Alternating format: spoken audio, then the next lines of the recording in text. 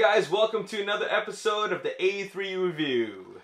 That's right, we are back. We're actually back from back to back cons. You guys have been doing a lot of cons. Yeah. Say hi to the convention people that you met. Hey, convention people that we met. Yep. I actually talked to a lot of people. They missed you, Yeah. there, Alex. They kept that. I was actually so sick and tired of saying, yeah, no, he's not. He doesn't usually come to these shows. We try to get him out, but Alex just does the video stuff. I came in 2017. Yes. I came twice. He came twice. In 2017, yeah. I came in the TF Con, the Canadian one, and I came in the American one too. That's why we don't want him to come anymore. Yeah, so... Yeah, so... What do we got here? We are doing the 3A Deluxe movie Bumblebee. I have been waiting for this. I pre-ordered this from your site. You guys have it. I'm so excited. Yeah, I got an advance copy at TFCon thanks to 3A. Very, very, very, very, very, very cool figure. So yeah, I can't wait to do it. This is the Bumblebee movie, not to be confused with the Bay movie Bumblebee. Yeah, because this is the one from the most recent film that came out last year in December. That's right. Yeah. So let's check it out. My name is Alex. I'm Boris. I'm Eric. And you're watching the A3U review. You never say it. I was like, man, I gotta get used to that saying that. So here it is. This is the 3A Deluxe Bumblebee from Bumblebee, the film. And this is the first in its series. Yeah, that's correct. The next one that's coming out is the Blitzwing. Yep. A little higher price point. Yeah. And because it's larger. Yeah. But lots of detail on that thing too. Man, I am really, really impressed. Yeah, you had a chance to handle it. Yeah. It's like nothing else that 3A has really come out with in this kind of scale, right? Yeah, I mean, 3A, we're so used to seeing those big ones, right? Those large scales, which are at like a $500-600 price point. Mm-hmm. But now we got something a little bit more affordable, and there's great value here. I mean, look at this detail, the amazing paint job. I was playing with it. The articulation is like, wow, very solid. This is a solid action figure. Yeah, and you know, for me, I was actually really impressed. I mean, Eric, you were with me when first got this thing. Mm-hmm. And I went from being excited to being more excited after I opened it to being like just blown away by this figure. And I'll tell you why. When I think about 3A, and you've handled 3A products before, some of the 3A stuff is definitely, you think of something that's collector grade. Yeah. There's a lot of details. Yeah. Majority of it is plastic usually. Correct. And it's got that 3A weathering to it. Mm-hmm. And it's at a super high price point. So naturally from that, you would think that if they scaled it down, you're going to get about the same thing, but potentially less detail. Yeah. And, you know, maybe something a little bit more watered down. Yeah. Right? Not so.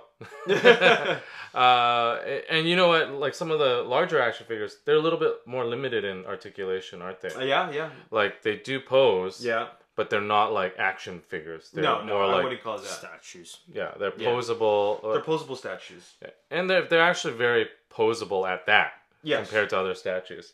But when you get into this range, I started getting really impressed because when you talk about kind of 1/12 scale kind of action figures, you expect a large amount of flexibility and posability with the articulation.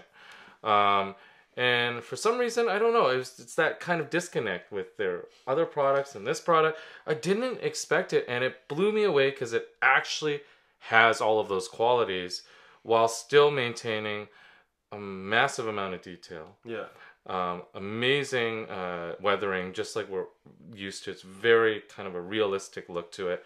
And the thing that blew me away was the heft. Yes. When you picked this up, did you expect that it was going to have that much diecast? Nope. Not at all. It was, yeah, I mean, when you picked it up and you showed it to me, I was like, well, crap, I think I should go down and go pick one up. Thankfully, I had no money for that. But yeah, I mean, it was really shocking. I haven't felt something that size. Like, it's still relatively small, right? Compared to, let's say, the heavier stuff. Let's say Fans Toys or whatever. They're big, they're hefty, and they're kind of bulky and stuff like that. This guy is just kind of like a nice size, and just weight was really good. It's just really, really solid. Like, you don't have to worry about this thing being too light, because I think they put most of the die cast on the feet and the legs, and therefore when you pose it in all the different ways you can, this thing's not going to fall down. It's just really well balanced, and the whole thing's just solid. That's right. And you know, obviously the question now is for those that, you know, haven't read much about this.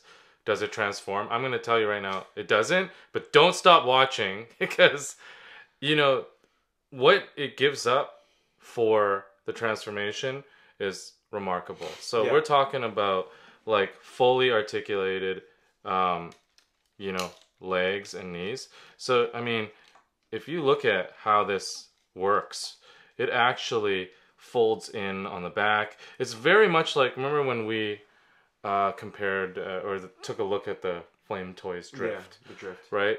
I wouldn't say that this is as high end of a figure, but it certainly fools you. It takes a lot of very high-end cues and works them into this figure, even for the price point.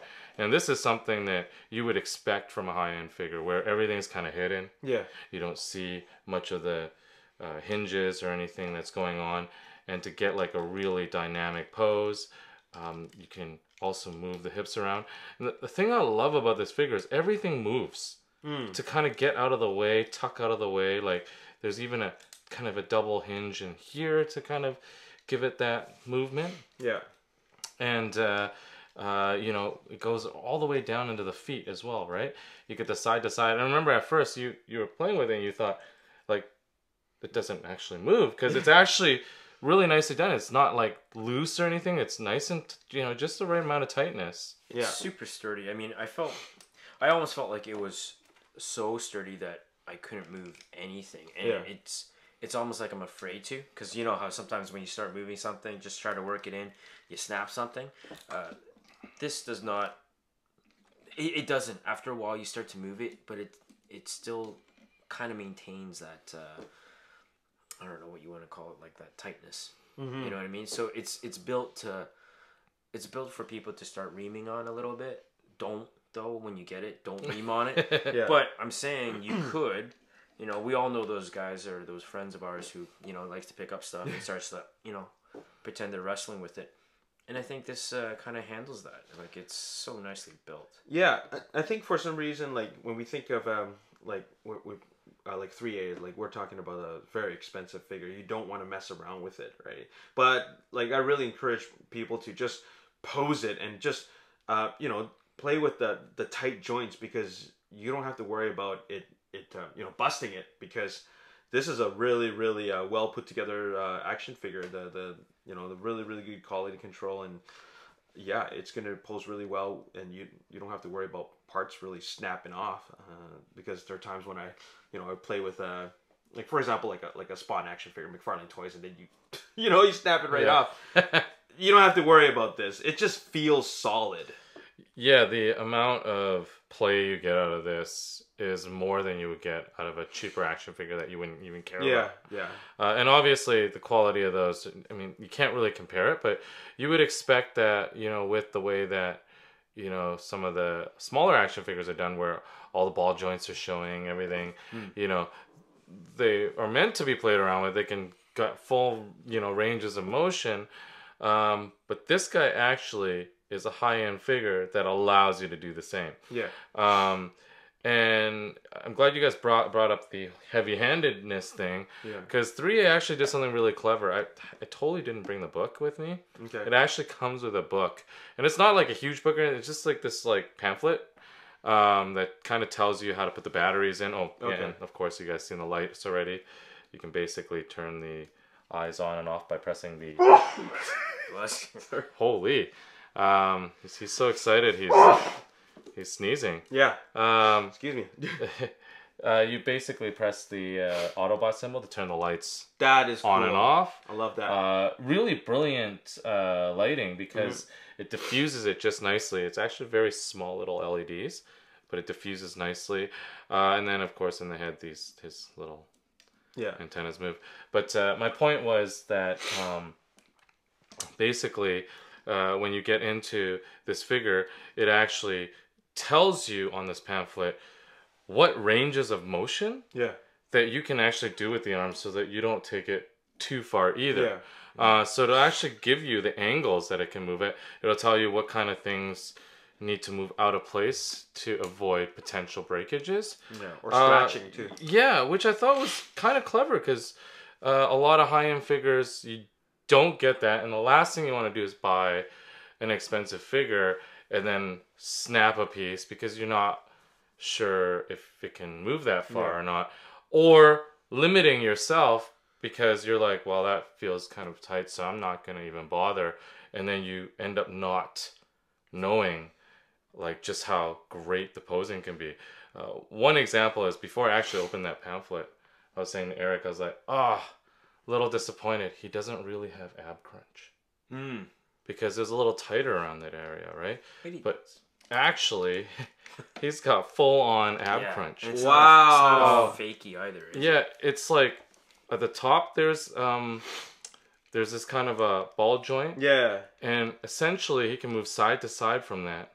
Oh, the torso is totally independent from exactly, but the bottom is too. So that's based on a a swivel as well. So that's impressive. You basically get full-on ab crunch so that he can do some really, really aggressive posing with ease. And, dynamic because he can go side to side. So, like, look at that range of motion, right? It really gives it character. Yeah. And, of course, that really extends up into the upper body as well. You also don't lose, how some have holes. Well, you get the ab crunch for some figures, and you can kind of see inside. It's got a little hole and stuff. Yeah. They've covered that up pretty well. I mean, it's like almost like a nice little shield that goes all the way down. That is pretty amazing. It's funny you should mention that it comes with a pamphlet because as we were talking about this, I was thinking like, does this come with an instruction manual as to how you can pose it? And it does. So I think it's important because we are talking about an expensive figure here, and so I think that like the collectors, the people who end up buying this thing, they would want to know what you can and can't do with it. So that's a nice touch that they decide to include that because I think the first impression is that we're going to be a little bit afraid to move it around. Yeah. Question: since you guys have played with the Flame Toys stuff, would you do that to the Flame Toys figures? What you guys just did? I would.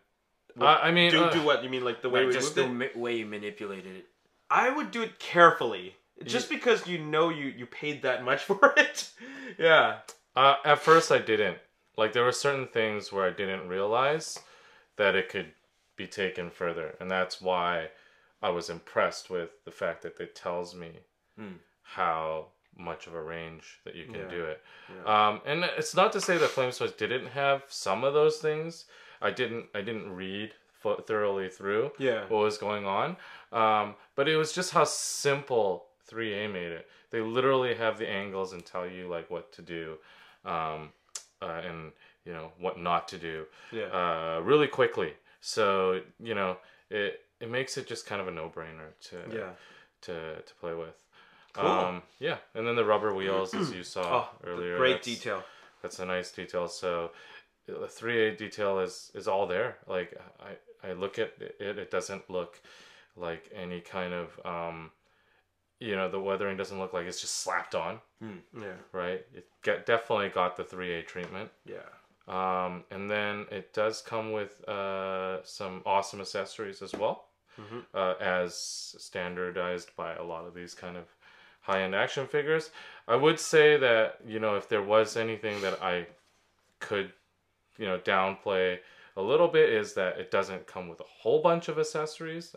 When you get into like Flame Toys and whatnot, you do get a lot of hands, and that's a big signifier of the difference in the audience that they're trying to hit. The Flame Toy stuff is definitely a very high-end audience. Yeah. So they have a lot more accessories. Also, the lighting, it's great. It is kind of cool because both heads do light up. Yeah. And it's nice that you don't have to put in a million batteries. You just need a couple of LR44s in each helmet.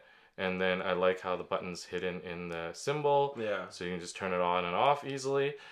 And that's great. But there are only the lights in the eyes. Whereas Flame Toys, like, there's lights everywhere. Oh, We see a lot of their stuff. They've really paid attention to detail in every aspect, which I think, again, at that price point that you're paying for Flame Toys, it warrants that. Yeah. This is a lower price point, but, you know, for those that don't need all the lighting everywhere, I think this is great. Like, you don't need all that extra detail to actually have a great figure. I think for what you're paying for, this is a very, very reasonable price, especially for, I mean, it's such a high quality product. You get all those accessories, and what a nice, like, collectible window box. That's you know, right. if you want to put it away, you can put it back in the box and it'll still look nice. Yeah, like a little, you basically see, and there's some artwork on the front. Yeah. Cover, magnetized, a great stand as well. Oh, yeah. You know, very Gundam-esque. And I'm sure those that have dealt with metal builds for the Gundam, I mean, that is a pretty sturdy shelf. Yeah. Or stand, sorry. The Drift has a similar type of stand as well, right? Correct. And I'd say that this stand is about on par. Yeah. I mean, like, it does all the same kind of things where you can have some fixed configurations for the angle of where the connector is. Yeah. And then you can extend the arm. Cool. Right? And you can lock kind of like this angle in place to give it more dynamic poses. So, I mean, it's a stand. I feel like, if anything, it mimics what we see out there with the other high-end figures. Yeah. So, yeah, there's really...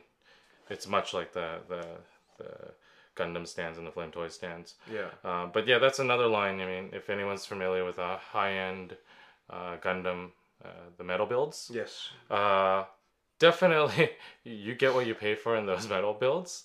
But again, just at this price point, I kind of feel like, man, this still has a lot of the fun things I look for in a figure, and doesn't really leave me wanting that much more. Yeah. Or to have to pay that much more, potentially. Yeah, I don't know what more I would want out of this. The lights are awesome. The paint job is excellent. The accessories are all there. It's a complete package. Yep, definitely. I wanted to just quickly show just some kind of scale comparisons. Sure. I was asked at our table when we were at TFCon, like, what does it actually scale to? I think there's a little bit of, I mean, even when we say like 9 inches, like, you know, what does that really mean? I brought a couple of things here. So, of course, immediately you could say, is it like MP Masterpiece Bumblebee size from the movie? And I did bring a Masterpiece Bumblebee. Alex, if you want to just grab that. Check out this comparison. So here's the Bumblebee. Here's the MP Bumblebee. And there, we talked about the Drift. So that's the Drift right next to it. About the same size, about. Yeah. In fact, if not, like, I mean, like identical size. And then, of course, this is the Unique Toys Challenger. And we thought, you know, it's a movie version, so we thought it'd be a good idea to put it next to it. So yeah, look at that scale. MP Bumblebee is really quite small. Yeah, and I was happy with the MP Bumblebee. Yeah. But when you put it beside the 3A Bumblebee, it really makes it look like a toy. Yeah, like, totally. It is, like, I mean, a deluxe toy. Beside it. And this one even has die cast in it, right? It's got die cast feet, and it was kind of, when I picked it up, it was like, oh, what a surprise. And then when I picked that up, it's like, oh, not so cool. Yeah. And, you know, obviously, when you have to make it transform, I mean, that's the kind of essence of this figure. Yeah.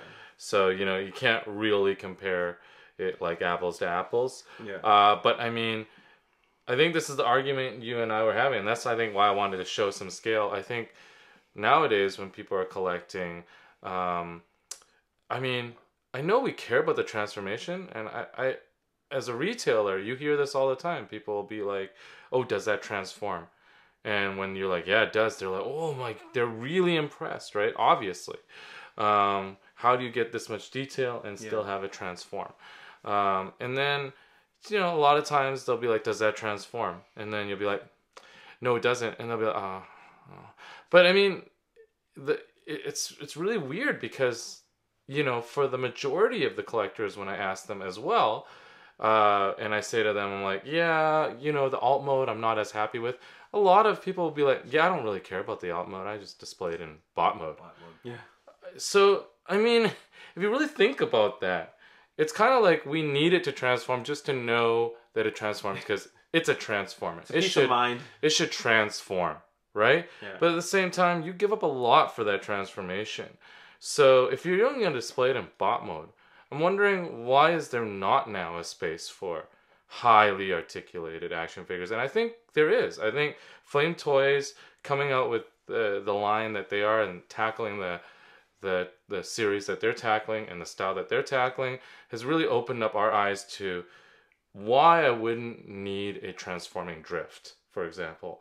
And their latest release, Tarn, we've seen the Star Saber as well on pre-order. Yeah. Those look phenomenal. And I mean, we got a chance to actually see the Star Saber in person, the prototype, and it's going to blow everyone away. But it doesn't transform. But, you know, it doesn't have to. It's shown us that you can have a display of Transformers that look amazing on the shelf, that'll make you happy, that you can pose the crap out of, and it doesn't need to transform. So I'm kind of showing the scale right now because maybe in the future I could see myself having a mix of both toy and transformable toy and non-transformable toy. I think there's definitely a precedence for it. I mean, I look at the unique Toy Challenger, and it doesn't actually look too toy-like. I actually really liked some of the design cues on it. I know Eric does not. Well, I mean, I was just thinking about this, but this kind of forgives the movie quite a bit, right? I mean, like, we all know it's a Transformers movie, and we've all, you know, talked about it, how, you know, there's some things that could be improved. Yeah, things can be improved. And the Bumblebee movie wasn't bad. It really wasn't bad. It was great. But, I mean, this figure just made that movie a little bit more enjoyable. I mean, if only they could do this to, you know, some of the other Transformer movies, not saying which ones, but, you know, if they made some of those other figures, I think those movies might be a little bit better.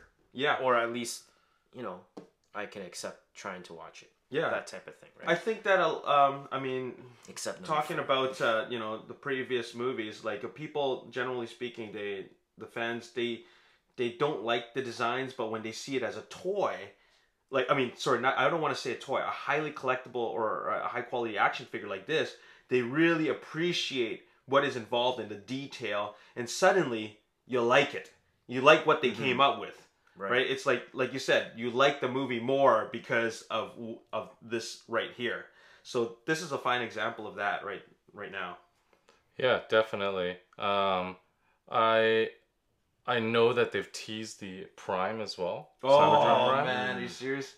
Yeah. So, you know, I hope to see the whole Cybertron. Whole Cybertron crew? Yeah, that would be very nice. There's a lot of guys in there. Yeah. But I mean, I guess that's what made the Bumblebee movie kind of, you know, great for us, that kind of discounted the Michael Bay movie. Well, for the G1 fans, a lot of them, the feedback is that the first 5 minutes of the movie is better than all of the entire franchise. So, yeah. Of course. And, you know, I think they did a great job with the Bumblebee movie. I know we're not critiquing the movie, but I definitely had a lot of fun with their nod to the 80s style, kind of, you know, that genre of movies. It really felt like I'm watching, like, short circuit Yeah, or yeah, like some sort of batteries not included. Yeah, Remember that? And yeah, it just felt like one of those like kind of summer movies back when I was a kid. And what's really interesting is that it really, I mean, for the G1 fans, they watch the movie. It's a good movie, and then they might never buy an action figure, but because they only want to collect actual Transformers. This is something that might actually end up in their collection. Yeah, because I mean, it actually looks great from all angles. Like, yeah. As much as I liked this masterpiece Bumblebee, it wasn't perfect. Nothing is. Yeah. And neither is the action figure. But like, look at things like you turn it to the back, and I mean, look at the kibble on that, man. Like, yeah. And I know like people are like, I don't look at the back of the. But I mean, when you pose it and stuff, that's the thing. Like you bend it, you do things like the kibble does end up showing, whether you're looking directly at the back or not. That's what I mean when I talk about back kibble. Yeah. I know that it might not matter if you're not staring right at his back, but it does actually matter if you pose a transformable figure, regardless. You see how much cleaner it is. This is clearly a Transformer. This is like a replica of the Bumblebee CG model, right? So it's beautiful in that sense, but it all depends on what you're looking for. You're looking for a transformable toy, or you're looking for an action figure. This is something more like for me, I'm just gonna transform it once to vehicle mode just to say that I've transformed it, right? But it's gonna end up right back in robot mode when I display it. Because it's supposed to be. Yeah. It's a transformer. It's a robot.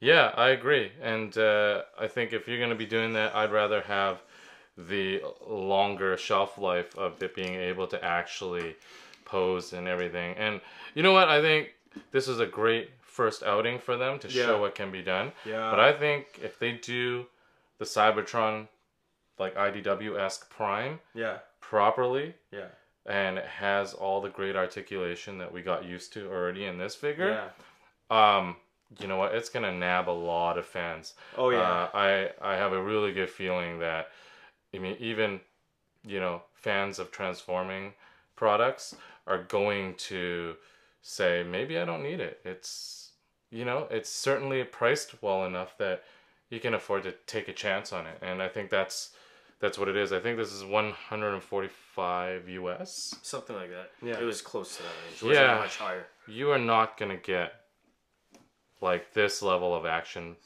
figure. Quality for that price point. Yeah, it's really, what a great price for something like that. Yeah, and this is something that's going to absolutely hold its value. Because, I mean, previously, before we even had these ones, we did have some high... Like, I actually had a series that I really liked, the X-Goken line, and we actually got it here. Eric, maybe Eric wants to show it off here. So, for those who don't know what Action Masters are... Yeah. Action Masters were from, 1985? 86, something around there. Yeah. So those were the 3 3/4 inch action figures. Didn't transform unless you got like the Scorpion and Omega Supreme, a couple of those European stuff. But these are, I guess, these are what you would be your modern day Action Masters. Some die cast in it. Some hefty price point. Yeah, well, that's what I was saying. Like before, like even Flame Toys came to the market, there wasn't much out in terms of a good action figure for Transformers. I mean, there was the Revoltech line, but that sort of isn't in this kind of a realm. And as much as I like those figures, and for the day it was great, they haven't aged very well. These guys still look great. I feel like they give you this kind of cartoon essence, but they were really expensive. I mean, we're talking on par with Roadbuster here, was on par with the price point that Bumblebee's at. That's and crazy. It doesn't get nearly the articulation. Yeah. It's got die cast. And don't get me wrong, like the finish on these things were great and they're very G1-esque. I loved it. But anyone can see the price point and be really turned off by, wow, I'm paying a very high-end price for something that isn't very substantial. And I think that was one of the biggest problems with this line, why it didn't really catch on.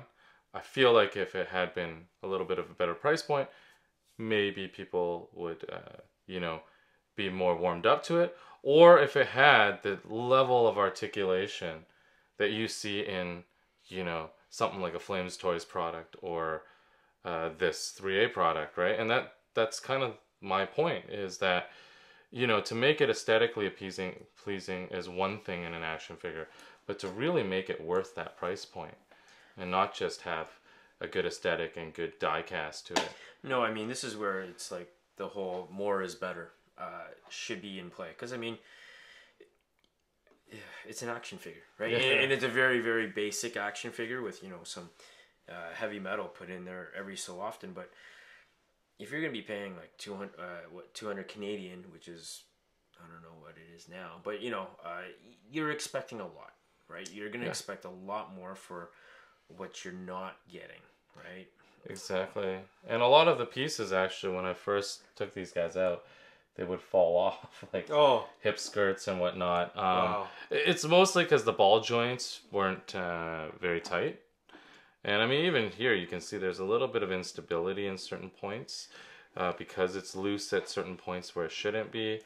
But I mean, I loved the look, right? You look at it, I have so many customers that even now, like when they see it in the display, they're like, "Hey, what are those?" Yeah, they kind of look. It's very cool. cartoon-like still. Yeah. I mean, but man, if you're gonna be paying that much money, no. Yeah. I mean, granted, these are what 3-4 years old now. They are, yeah. So I mean, definitely we've evolved a lot. Like, well, I mean, look at that. You can just see, like, even the arm joints. Like, look at that. Like. Yeah. It now does not look normal anymore. I wonder what Flame Toys or 3A would do if they could do a G1-esque line like this. I mean, well, it wouldn't look like interesting. this for sure. Yeah. I wonder if they would have the same kind of design challenges. I mean, I don't really want to. I think they have to stylize it a bit. Yeah. Yeah. It would be much more stylized. Yeah. And thankfully so. Yeah. I tried to do ab crunch with this before, and things fall off and everything. I mean, it's got its charm. Yeah. Sure. Obviously, like, that's why I kept it. This whole line. I'm just thinking, like, if you're paying that, like, such a high price, right? We're talking about $250. This guy was like a couple $100, I think. Okay, retail. so let's say around $200, right? That's Canadian. Okay. You might as Still, well it's expensive. spend a little bit more, maybe double that, and get or a larger. Triple that. Yeah, that's right. Yeah. And get the MP44, which is larger, which is the whole package where it actually transforms and it looks just as good as this, and maybe even better. So, I mean, it's a lot of money to be paying for something like that. You might as well go all the way. Yeah, I guess. Yeah, I mean, it really is. It comes down to what you're looking for. Yeah. But yeah, I'd say the value really hurt this line, and I don't really know if they actually came up with much more in this line. Yeah. I think are there? Like, I think there were a few more. I just stopped paying attention after I got Prime and Grimlock and Roadbuster. I was like, that's good enough for me. I'm not gonna invest any more in this line. It just wasn't great for me. Well, that's unfortunately. I guess that's a good thing because this line didn't really like have much of a life, and maybe even to the eyes of the collectors, right? So nobody's really buying them. It's probably why you have such a small line. I mean, if we can't even remember how many other figures there were, they probably cut it off just due to poor sales and stuff like that. Yeah. But speaking of sales, I was just gonna ask you guys a question. Now that you guys have both felt the 3A figure, the action figure, and we know it's an action figure, it's not a Transformer. Yeah. But when we start to compare it with the other Transformers coming out, like let's say Fans Toys or I'm gonna say the higher end stuff, like the Fans Toys, the Stunticons coming out, X Transbots with their Stunticons coming out. Is it gonna change your perception of the figure? Is the value that you're getting from Fans Toys, let's say, going to be there when you're comparing this? It's a really tough question, actually. I mean, it's different. Yeah. But I think for people like, at least I hope I'm speaking for those who want something that can transform. I think having a transformer be able to transform, that's kind of like the spirit of a transformer. Yeah. And many would argue that if it doesn't do that, it's, I mean, what is it really? But I don't think that's fair to the, another large group of those who actually don't care about transforming. They want something that looks accurate and can do like the Iron Man pose. Right? Yeah, like that's the standard of posing. Pound, yeah. A lot of people appreciate that and the detail that we can now have manufactured. Yeah. I mean, we are definitely in a time when, action figures are like no other action figures moving backwards. And I mean, that just shows how far we've come. Yeah. So I don't know. It's tough to say. I think they both have great value. I think what this does is actually open up your eyes to the fact that maybe something can be enjoyed even if it doesn't actually transform as a transformer. Maybe there is a place for non-transforming transformers. I think that that those are all really good points. I think that a lot of collectors who only collect transformers, after they see this, are going to have a whole bunch of transformers, and then there's this, because you kind of ask yourself now at this point in the industry, like, what are you looking for? You're looking for a nice display piece, because that would be this right here. Or are you looking for a transformer? Because we have action figures, then we have transformable action figures. At the end of the day, transformers are action figures. They're toys, right? But maybe people just want the act of being able to transform it, because that's the whole tradition of transformers. And once you have that, then you can say, okay, well, I've transformed it once, I can now display it, right? And you just want to have that the ability to work that puzzle of transforming one way from point A to point B. And that in itself is part of the fun. It's part of the value. But maybe some people have outgrown that, and then they just want this. And me personally speaking, I just need to transform something once, maybe even twice, but sometimes not even at all. And this would be good enough.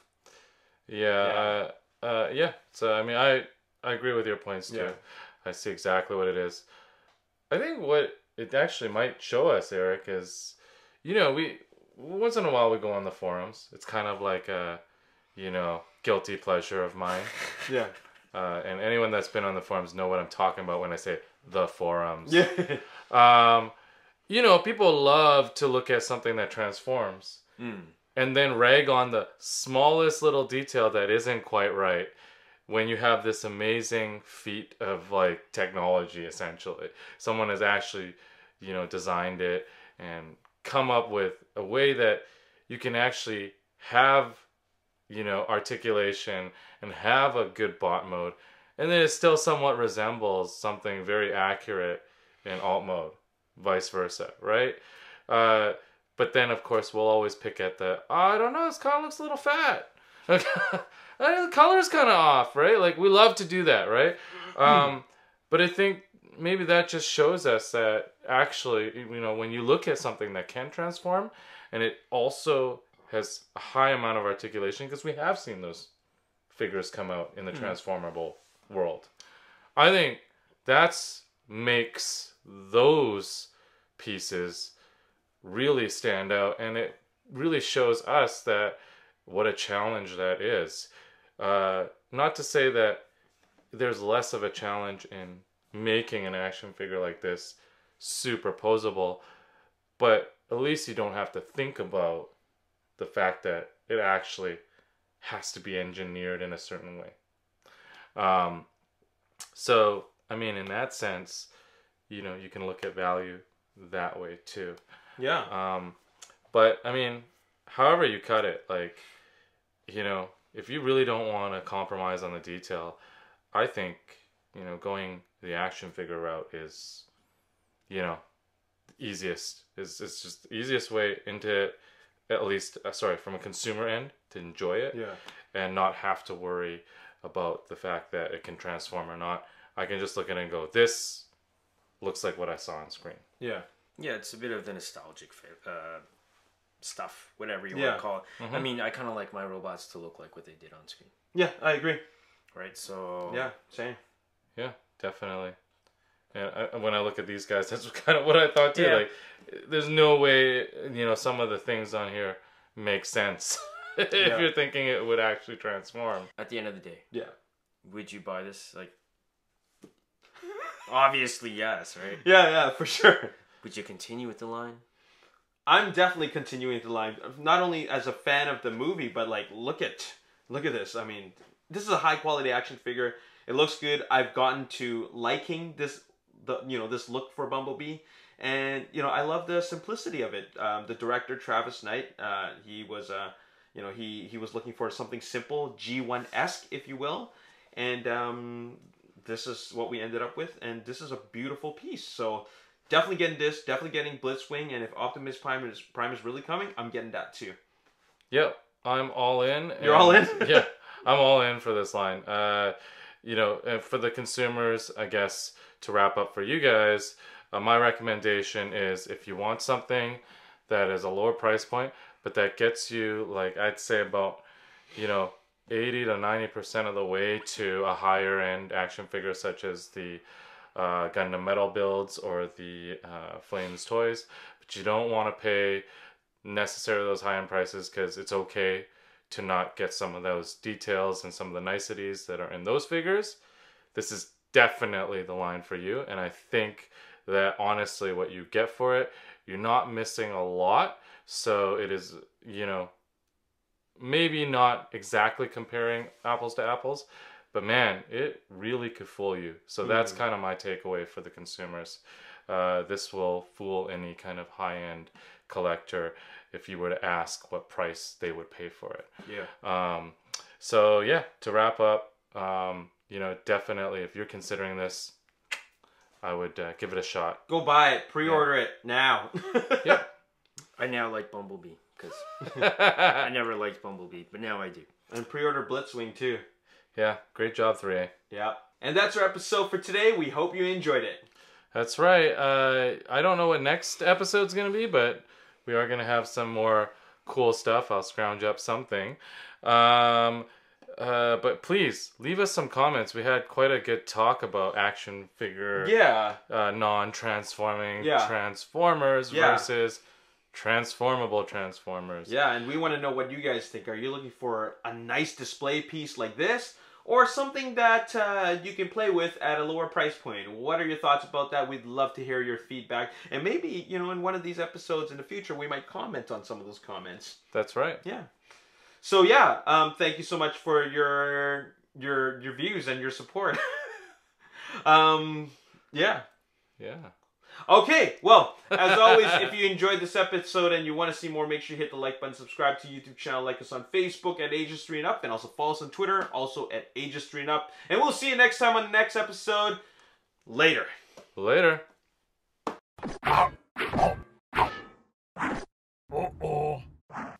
Busted. Well, like, whew. Yeah. Woo! All right. Okay. Okay.